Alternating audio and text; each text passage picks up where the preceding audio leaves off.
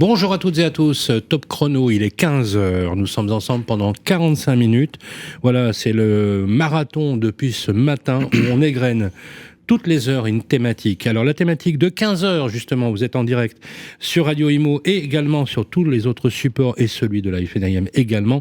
Rénovation énergétique entre obligations et opportunités, quel rôle pour les professionnels? La rénovation énergétique n'est plus un slogan, c'est le chantier du siècle. C'est un chantier massif avec au moins 10 millions de logements à rénover d'ici 2034 avec des jalons réglementaires qui serrent le calendrier, interdiction progressive de louer les étiquettes G, puis F, puis E, et des copropriétés souvent en première ligne. Dans le premier temps, les financements publics montrent déjà leurs limites. Les préfinancements des aides restent un point dur que l'on cherche à résoudre, bien évidemment, des solutions opérationnelles pour être à l'échelle de ce chantier qu'on peut appeler vraiment le chantier du siècle. Aujourd'hui, on fait le point. Réglementation, retour de terrain, financement, notamment la fameuse banque de la rénovation énergétique et la qualité et la véracité, la transparence des diagnostics immobiliers. Pour cela, nous avons réuni des grands professionnels de l'activité qui bossent sur le sujet. Bonjour Olivier Principal. Bonjour Sylvain. Merci d'être avec nous. Vous êtes président de la FNIM Grand Paris, mais vous êtes avant tout un entrepreneur dans l'immobilier, sachant en syndic, copropriété, gestion locative et transactions immobilières. Merci d'être avec nous. Guillaume Macher, bonjour. Bonjour Sylvain.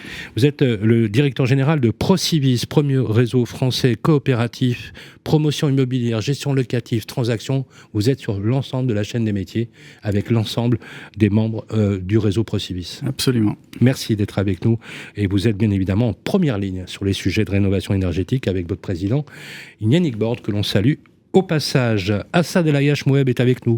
Bonjour Sylvain. Bonjour Assad, vous êtes président de FedExpert Europe, une fédération qui rassemble aujourd'hui l'écosystème du diagnostic immobilier, mais pas que, l'ensemble de la filière de l'efficacité énergétique également. Merci d'être avec nous pour parler de ce sujet. Des professionnels également en activité, il est le président de la commission syndic de la FNIM du Grand Paris, président de Cogest, un syndic connu, reconnu dans Paris, c'est Jean-François Coquart qui est avec nous. Bonjour Jean-François. Bonjour Sylvain. Merci d'être avec nous. C'est un vrai sujet aujourd'hui, le diagnostic immobilier et plus largement l'efficacité énergétique. Je vais commencer par vous, Olivier. Concrètement aujourd'hui, photographie à droite. Pardon, voilà, à date. Ou au centre ou on va dire à date. Obligation, priorité d'intervention, l'articulation du DTG, l'audit, le DPE de l'immeuble, calendrier des interdictions de location E, F et G, c'est une avalanche de normes. On peut même parler d'inflation normative. Où on en est aujourd'hui? On en est qu'on est dans un, si on regarde un peu la finalité, on est dans un système de cristallisation du marché immobilier, et notamment du marché locatif. Je crois qu'il faut reprendre un petit peu d'histoire.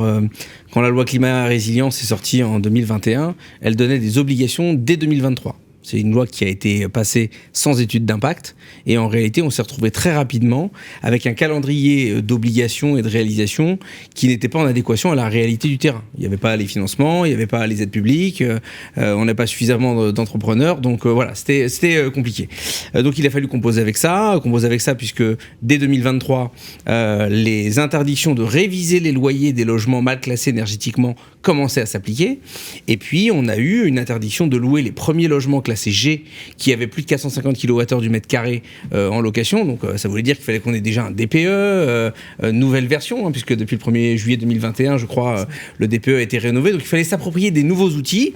Et puis, il a fallu expliquer aussi aux bailleurs, aux professionnels de l'immobilier et aux copropriétaires que le bâti et sa qualité avaient une incidence, pas nécessairement pour habiter, pas pour exercer une profession libérale, pas pour être un locataire commercial, mais dès lors qu'on louait un logement immobilier, ça avait une incidence. Donc on s'est retrouvé avec des assemblées de copropriété partagées, avec des attentes qui étaient complètement différentes.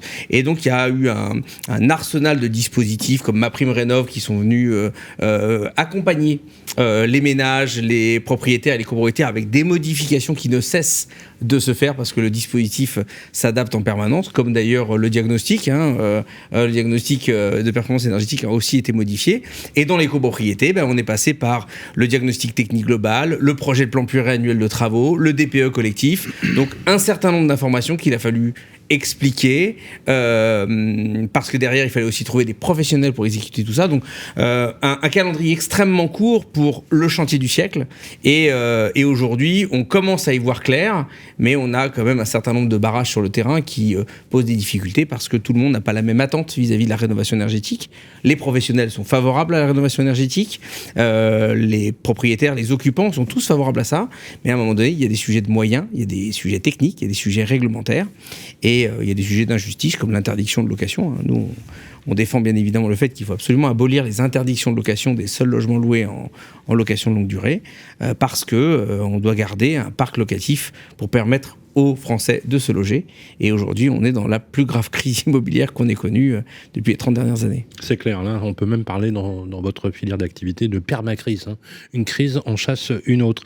Jean-François Coquart, en tant que président de la commission syndic de la FNAIM du Grand Paris, c'est quoi les défis que rentrent, si on devait être prosaïque, les grands défis que rencontrent aujourd'hui quotidiennement les syndics dans la mise en œuvre des projets de rénovation énergétique? Je vais vous donner un exemple, c'est notamment les problématiques de décision. Puisque une démocratie s'exerce avec la voix de la majorité, nous sommes d'accord, pour la prise de décision. Il y a un vrai sujet auquel se sont penchés d'ailleurs tous les ministres du logement successifs, et je voudrais compléter ma question sur, la traçabilité des aides financières, leur délai éventuel de versement, et si vous avez d'ailleurs quelques sujets, j'allais dire, illustrant le propos, ça nous donnerait, notamment aux nos auditeurs, une vision un peu plus concrète. Alors en effet, on a des véritables difficultés. Ce qu'il faut avoir à l'esprit, c'est qu'un programme de rénovation énergétique, c'est un programme lourd. On peut le comparer à un programme de construction d'immeuble, puisqu'en fait, on ne refait pas l'immeuble, mais on le rénove foncièrement. On refait les façades, on fait des modifications intérieures au lot. Quand c'est possible. Voilà. Des fois, on ne peut pas rénover à l'extérieur les façades. Je parle sur des lots qui sont éligibles à ces opérations. La difficulté qu'on a, en effet, c'est que nous, on est dans le syndic maîtrise assez bien les problématiques de travaux, de consultation des entreprises, de sélection des entreprises, de suivi de travaux, etc. Sauf que dans la rénovation énergétique, on rentre dans un écosystème qui intègre des financeurs, des aideurs, donc l'ANA, la Ville de Paris, etc. Et là, en effet, la problématique, c'est qu'on est sur une complexité administrative qui retarde et en fait dilue les projets. Je parle très concrètement d'une chose. On a des copropriétés qui ont des vrais projets de rénovation énergétique et qui veulent avoir un DTG mis en place. On a fait les demandes de financement à la Ville de Paris, etc. sur les 5 000 € qu'on nous promet. Mais on est en fait traité comme une copropriété lambda qui n'aurait pas de projet de rénovation énergétique. Et en effet, on a des délais d'obtention d'un simple accord sur aide de 1 an.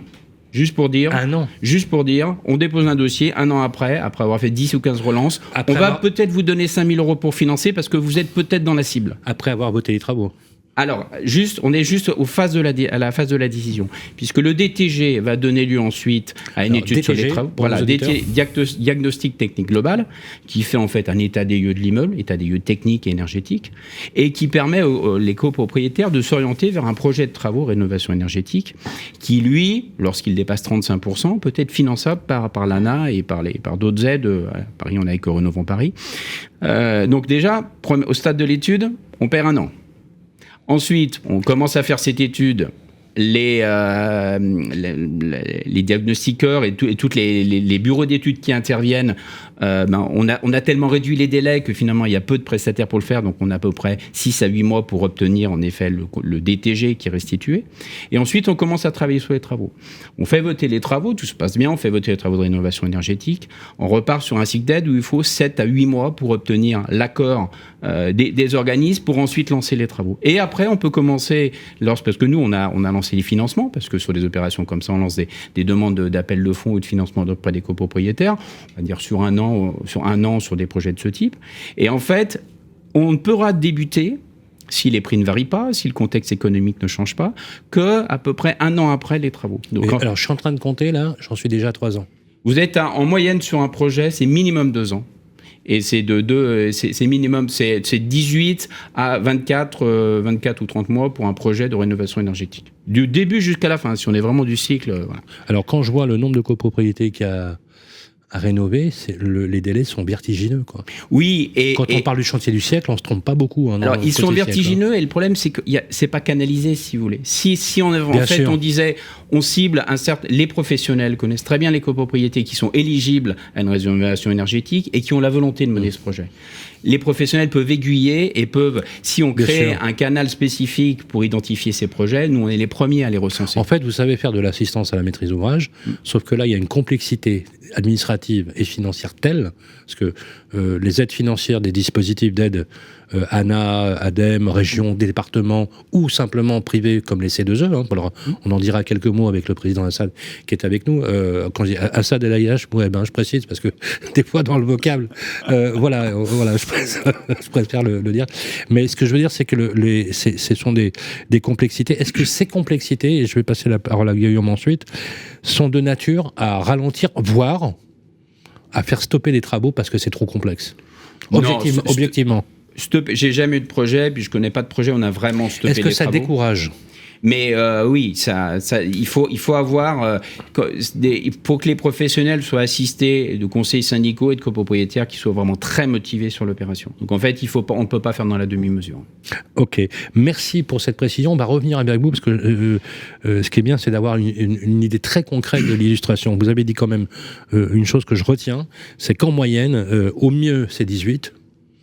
Et au pire, c'est 36 mois, quoi. Donc c'est quand même assez long, surtout quand on voit l'évolution, par exemple, des coûts des matières premières, par exemple, ou des travaux, ou même des personnels qui peuvent intervenir sur le chantier. Guillaume Macher, directeur général du réseau Procivis, vous le dites clairement, je vous cite, « L'argent public est rare et il le restera ». C'est presque une prophétie parce qu'aujourd'hui de l'argent public on n'a plus. Bon, et sans financement privé structuré, le défi restera hors de portée. Quel constat aujourd'hui chiffré vous amène à cette conclusion? Et je vais compléter encore une fois, qu'est-ce que la banque de la rénovation sur laquelle vous êtes à la manœuvre a raison d'être, avec cette logique à la fois de mutualisation et de partenariat, avec l'ingénierie, l'intermédiation, le préfinancement, les prêts adaptés et le marché bien évidemment qui est absolument considérable, les copropriétés, mais pas que, ainsi que les ménages modestes et notamment les personnes âgées, où là, il y a un vrai sujet pour le financement des travaux. Guillaume. Chez Procivis, on fait le même constat que celui que vous avez fait dans votre édito, à savoir que sans doute que la rénovation du bâti existant et des copropriétés est le chantier du siècle. Par son ampleur, par son importance, mais en vérité, on n'a pas un siècle pour y arriver. On a 10 ans si on considère la loi climat et résilience. Donc là, on a un enjeu de massification, d'accélération du processus de rénovation du bâti. Donc l'accélération, elle passe par les points qui ont été évoqués par l'intervenant précédent, effectivement, sur les process, la prise de décision, etc., mais aussi par des solutions efficaces de financement aux ménages. Parce que, effectivement, je vais dans le sens des propos que vous rapportez, c'est-à-dire que nous, on considère que l'État, à travers notamment l'ANA, a fait sa part du travail. On peut avoir un point de vue différent, mais quand même, ma prime rénov', c'est une vraie aide, elle se déploie, il y a un budget derrière, etc. Et en tout état de cause, on voit bien avec le débat politique que nous vivons actuellement, on ne va pas aller vers un accroissement du financement public pour la rénovation des logements. Donc, si ce n'est pas de l'argent public, c'est de l'argent privé qu'il faut charrier. C'est clair. L'argent privé, c'est quoi? C'est l'épargne. Très bien. Mais tous les Français n'en ont pas. Donc c'est très inégalitaire de faire reposer uniquement sur l'épargne les projets de rénovation du bâti. Donc c'est le crédit bancaire qui va être la clé de voûte, ou en tout cas la bascule qui va permettre la massification. Et nous, le constat qu'on fait, c'est qu'il y aura besoin à échéance 2030 de 95 milliards d'euros de travaux par an. Il faut que ces travaux soient financés. Et le constat qu'on fait aussi, c'est que les banques, aujourd'hui, n'ont pas déployé d'offres dédiées à cela, notamment en copropriété. Pour quelle raison? C'est pour plusieurs raisons.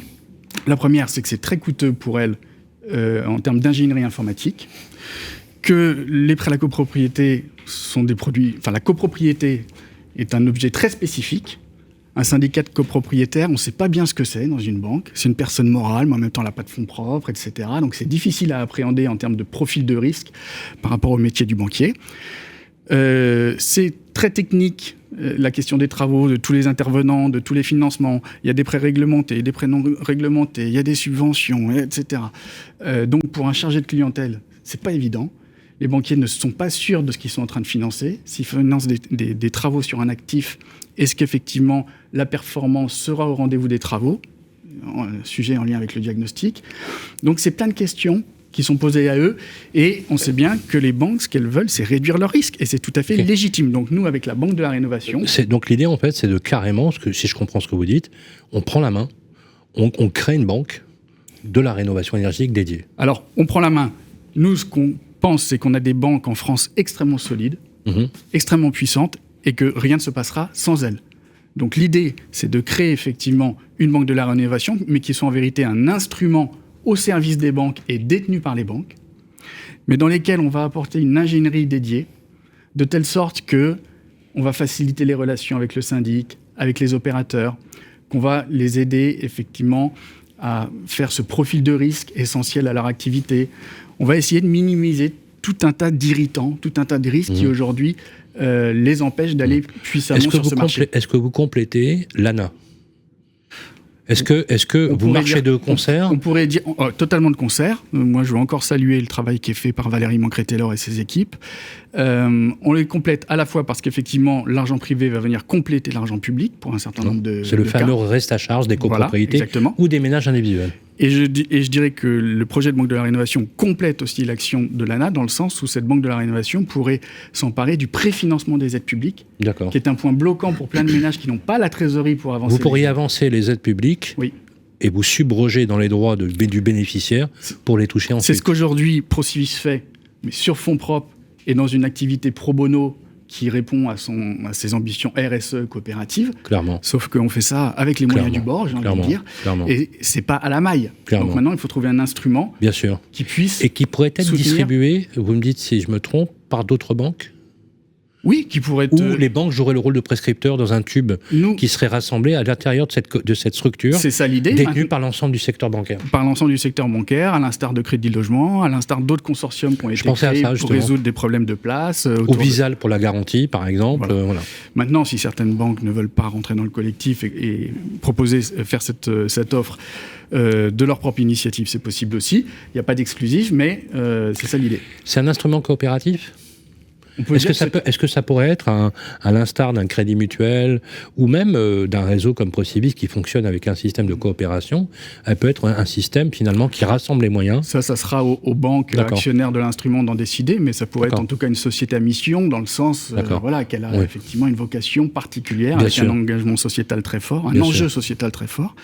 Mais en tout état de cause, on a besoin d'un véhicule qui permette la massification, parce que sinon, on ne sera pas au rendez-vous du chantier du siècle qui doit se passer dans les 10 ans. Je vous propose justement, Guillaume, qu'on revienne sur le sujet tout à l'heure, justement, savoir où vous en êtes justement dans la proposition dont a été chargé Yannick Borde par la ministre du Logement, justement, pour l'avancer, parce que c'est une avancée énorme dans le métier, c'est du jamais vu de devoir devancer finalement la demande avec cet outil qui a apparemment fait l'unanimité sur la filière. Assad El Ayash Moueb, vous êtes président de FedExpert Europe, vous êtes avant tout ingénieur justement en matière de diagnostic immobilier et plus largement dans l'efficacité énergétique du bâtiment. Vous êtes basé à Bruxelles, sur l'ensemble des pays de l'Union européenne, et vous avez créé l'une des fédérations les plus importantes en volume, avec, je crois, 3000 adhérents, qui sont des entrepreneurs du diagnostic immobilier. Donc vous êtes plus que légitime pour en parler. Ma question, elle est simple, je reprends vos propos. Vous alertez sur la qualité des diagnostics techniques globaux, on en a beaucoup parlé, d'ailleurs vous êtes très offensif. Ce qui d'ailleurs fait que le gouvernement prête une oreille attentive à votre action, puisque vous allez plus loin que loin. Vous faites comme Homo, vous l'avez plus blanc que blanc. Absence de contrôle effectif des compétences, ça c'est votre credo, très clairement. Première dérive qui rappelle les débuts du DPE, où là carrément vous utilisez des illustrations par des exemples concrets qui font un peu peur, je vous le dis les amis, c'est assez vertigineux. Pourquoi est-ce critique concrètement, pour les rénovations globales en copropriété, pour être plus simple, ce que vous dites, c'est que n'importe qui peut faire un DTG demain. Tout à fait. Alors, avant de répondre à votre question dans le détail, Sylvain, on va d'abord rappeler quelles sont les obligations des copros à échéance 1er janvier 2026. Donc, au 1er janvier 2026, on a tous les immeubles collectifs qui devront faire l'objet d'un DPE à l'échelle collective. C'est-à-dire que vous avez le DPE à l'échelle de l'appartement. C'est-à-dire que tous les immeubles auront l'obligation de faire un DPE collectif. C'est ça. Et ça demande des compétences qui vont bien plus loin qu'un logement individuel.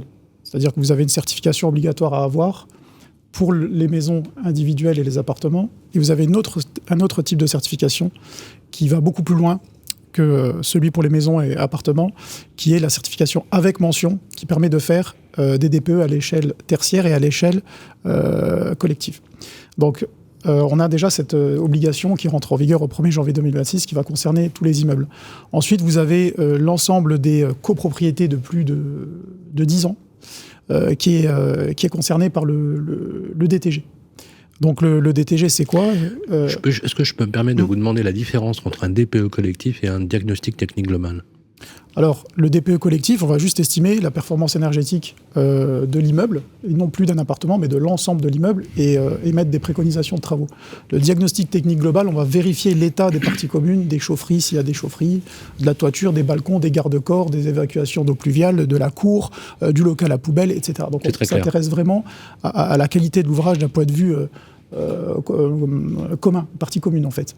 Donc pour reprendre ce que je dis, déjà tous les immeubles vont devoir faire l'objet d'un DPE. Ensuite on a tous les immeubles d'avant 2013, parce qu'on considère que depuis la RT 2012, on considère que la performance énergétique des immeubles est convenable, donc DPE pour tous les immeubles d'avant 2013.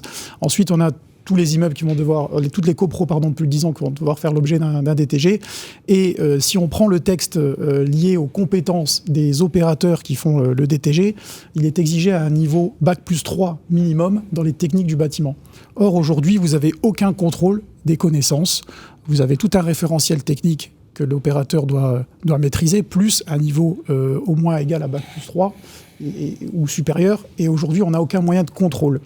Et on a pensé, enfin les pouvoirs publics ont pensé que de mettre cela dans un texte, ça allait suffire. C'est exactement ce qui s'est passé au début du DPE, c'est-à-dire qu'il n'y avait aucun contrôle des connaissances, et on a bien vu ce que ça a donné. Donc là, on nous a rapporté quelques DTG avec des recommandations totalement aberrantes, vendues bien entendu à un prix totalement exorbitant aux copros, et c'est ça qui est scandaleux aussi. On a comme recommandation passer un coup de Karcher dans la cour, passer un coup de peinture dans les couloirs de la copro. Je pense qu'une copro, elle n'attend pas de ça de la part d'un DTG. Elle veut aller plus loin, elle veut savoir si ses garde-corps sont sécurisés, ses balcons sont en bon état, sa toiture ou ses évacuations d'eau ne fuient pas, et surtout si l'enveloppe est performante pour avoir des gains énergétiques, pour que les copropriétaires aient des gains énergétiques sur leur facture. Donc c'est plutôt ça que recherche la copro, et pas passer des coups de peinture. Donc qu'est-ce qu'il faudrait ? Alors justement, je voudrais vraiment que vous, les professionnels, vous réagissiez. Est-ce que vous saviez ça ? Parce que là, moi, je découvre un peu les choses, et je vous dis franchement, ça hallucine un petit peu. Quelle garantie faudrait-il imposer ? Est-ce qu'il faut des qualifications renforcées ? Est-ce qu'il faut plus de contrôle ? Est-ce que justement les donneurs d'ordre que vous êtes, parce que c'est vous les donneurs d'ordre par le mandat que vous avez du conseil syndical et des copropriétés, qu'est-ce qu'il faut faire pour justement aller, si je suis vos propos également, sécurisation de la qualité et l'excellence professionnelle du DTG pour ceux qui font le DTG, mais y compris le DPE collectif et l'audit énergétique, bien évidemment. On a aujourd'hui, lorsqu'on fait un DPE, une formation obligatoire, une certification obligatoire avec des périodes de surveillance tous les ans. Elle est de combien, cette formation ? Ça dure combien de temps ? C'est des conditions de capacité ? Un DPE, on va être sur une quinzaine de jours. D'accord. Pour un coût à peu près de 1 000 €, une certification qui va être à peu près au même prix. Il faut, à mon humble avis, aller sur ce même dispositif. Au moins qu'on ait un contrôle de connaissances. Mais quelqu'un qui n'a pas de formation de base, par exemple, moi, je suis boulanger, je veux devenir faire du DTG, en 15 jours, je suis capable de le faire ? Faire un DTG en 15 jours, c'est possible si vous avez des bases dans la technique du bâtiment. Encore une fois, c'est-à-dire que si on demande un niveau équivalent à Bac+3 ou plus, c'est qu'on va accepter en formation des personnes qui ont au moins un Bac+2 dans la technique du bâtiment. On ne va pas prendre un ex-boulanger. Il faut un... J'aime beaucoup la boulangerie. J'ai du respect aussi pour les boulangers. Non, mais il faut quand même avoir donc un prérequis, en fait. Tout à fait, un prérequis. Et aujourd'hui, vous avez aucun prérequis. Donc j'ai sondé un assureur, parce que c'est quand même l'assureur qui assure le diagnostiqueur en matière de responsabilité civile professionnelle, voire de décennale.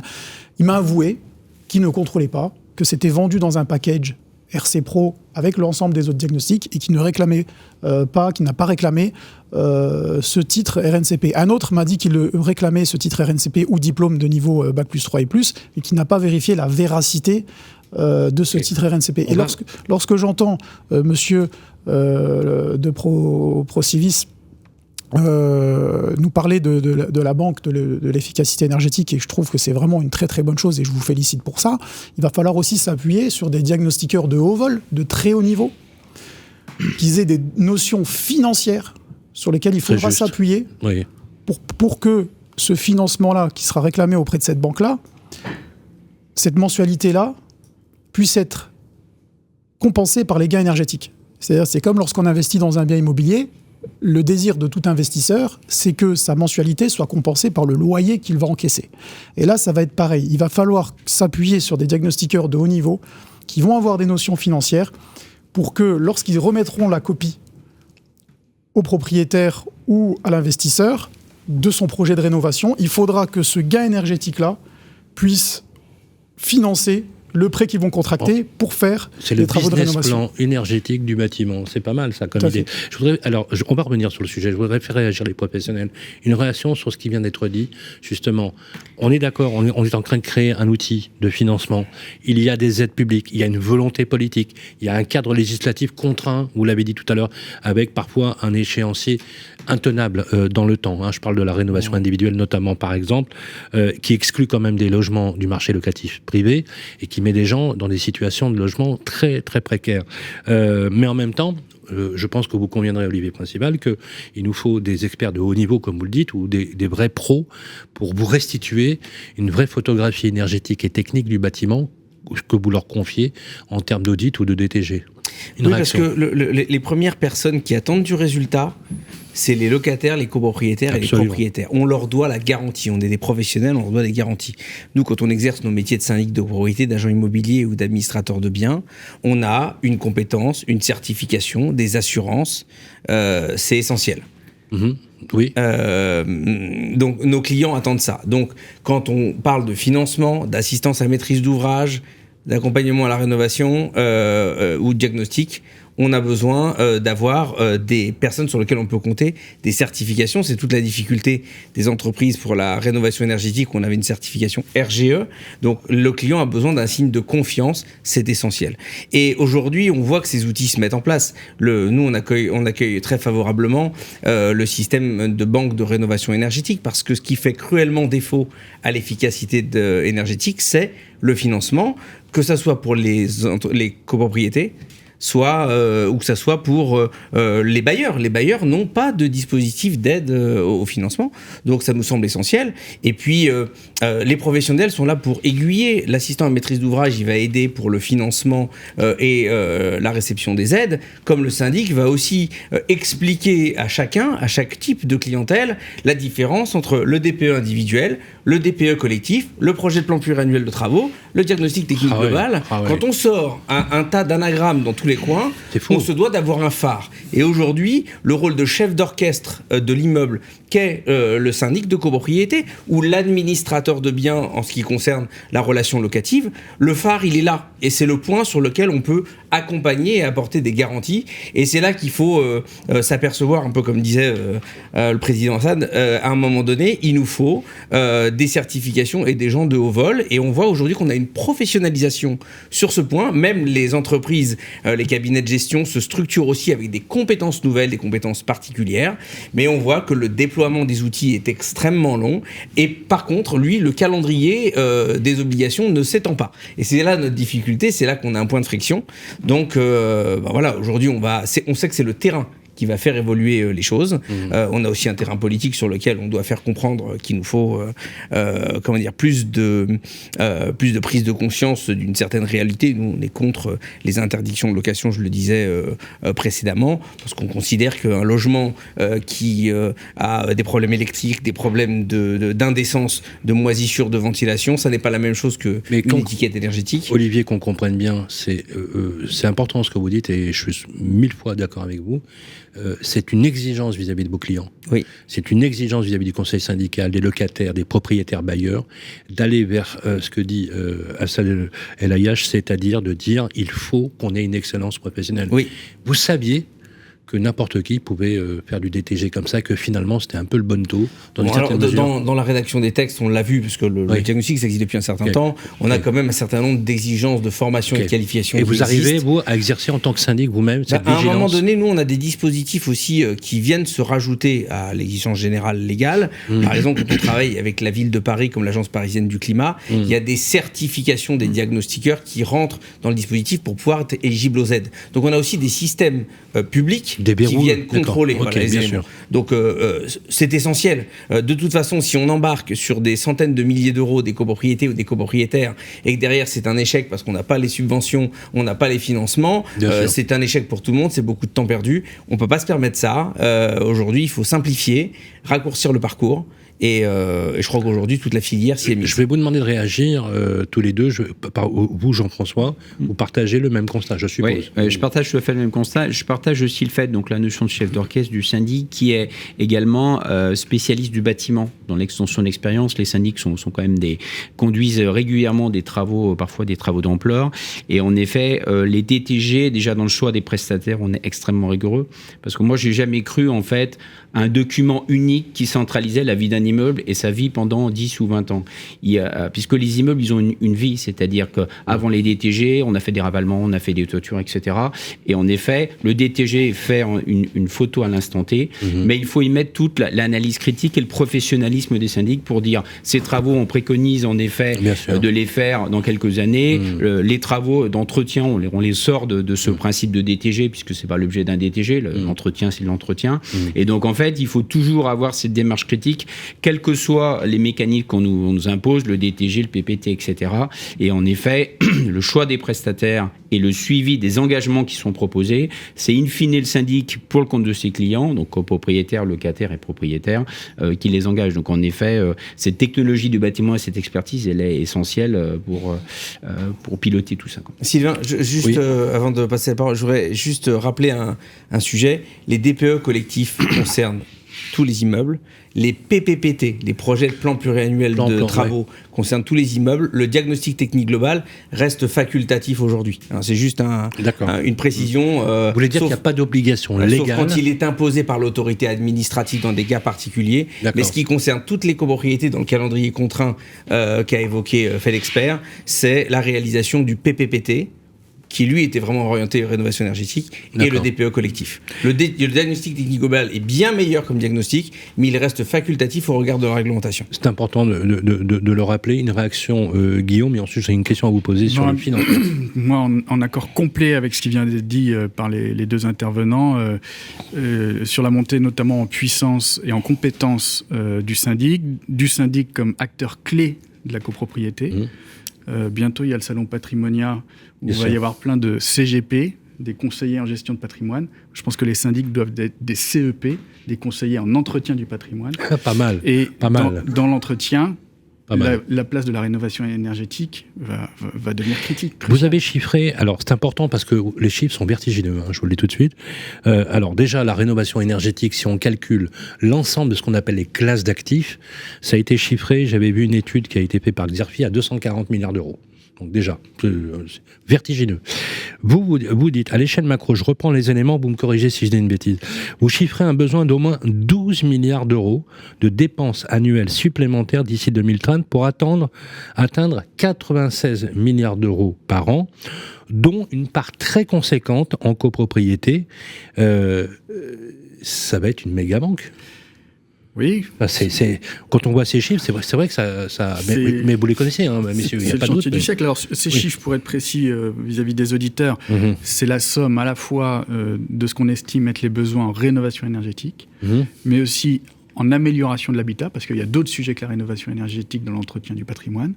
Il y a l'adaptation au vieillissement qu'on a déjà évoqué, et qui est un chantier devant nous tout aussi considérable, et puis celui de l'adaptation au changement climatique. Donc c'est ces 4 marchés que nous avons estimés, ou plutôt nous avons récupéré les estimations faites par d'autres que nous avons agrégées.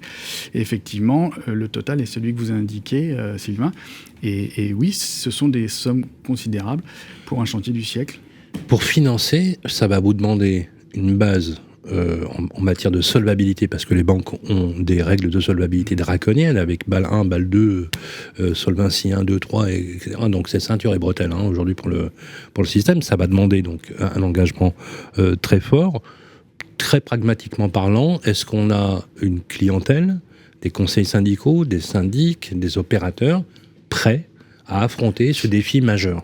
Alors, parce que quand je vois l'ambition de votre projet, qui était, à mon avis, c'est une vraie réponse, pour être très clair, sans chapelle et sans parti pris, clairement, on se dit que on n'est pas le compte n'y est pas, quoi. Je veux dire, on n'est pas à l'échelle. Notre réflexion sur la Banque de la Rénovation, elle est inséparable de la réflexion sur le type de produit qui sera déployé par cette banque. Oui. Et notamment, réflexion sur un prêt collectif aux copropriétés. Et vous savez que ce prêt collectif aux copropriétés, il a été posé dans la loi d'avril 2014, notamment porté par Amel Gacquer, qui faisait partie de la mission sur la Banque de la Rénovation, et Marianne Margaté, c'est pas un hasard. Les décrets d'application ont été pris par Valérie Létard désormais, donc il va pouvoir se déployer, encore faut-il qu'il y ait des acteurs qui aient envie de le déployer. Mais pour nous, il y a une chose qui est certaine. Vous voulez enfoncer un clou avec un tournevis, ça va vous prendre du temps. À un moment donné, il faut se doter d'un marteau. Le marteau du financement des copropriétés, c'est le prêt collectif de la loi d'avril 2014. Vous partagez l'idée 2024, pardon. C'est sans Jean-François, Olivier. On a le droit de...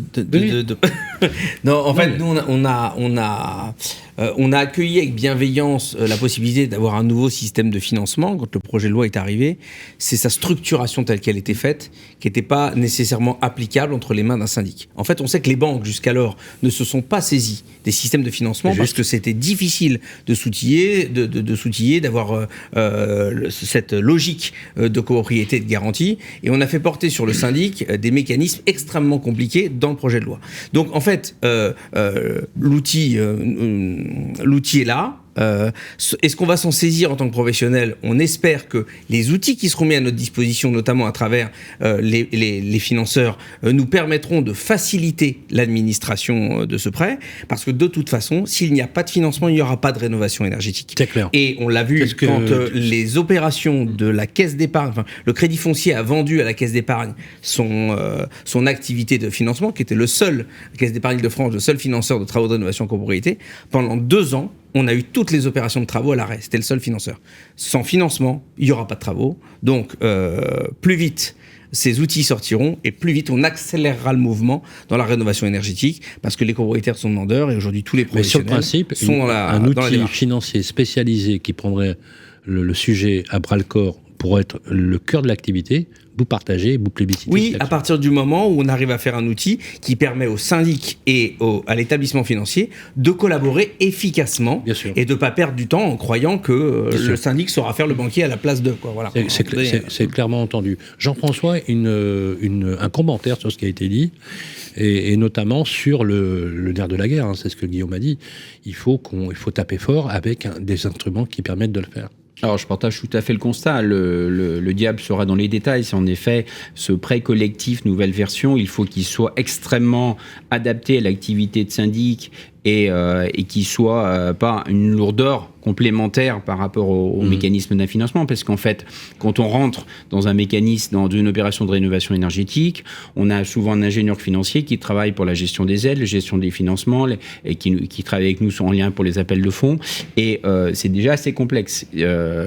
Mais donc, tout à fait favorable à cet outil. On a déjà des modèles dans le métier d'outils qui fonctionnent quand même sur le financement. On parlait des produits ex-crédit foncier, caisse d'épargne qui fonctionnent quand même sur le...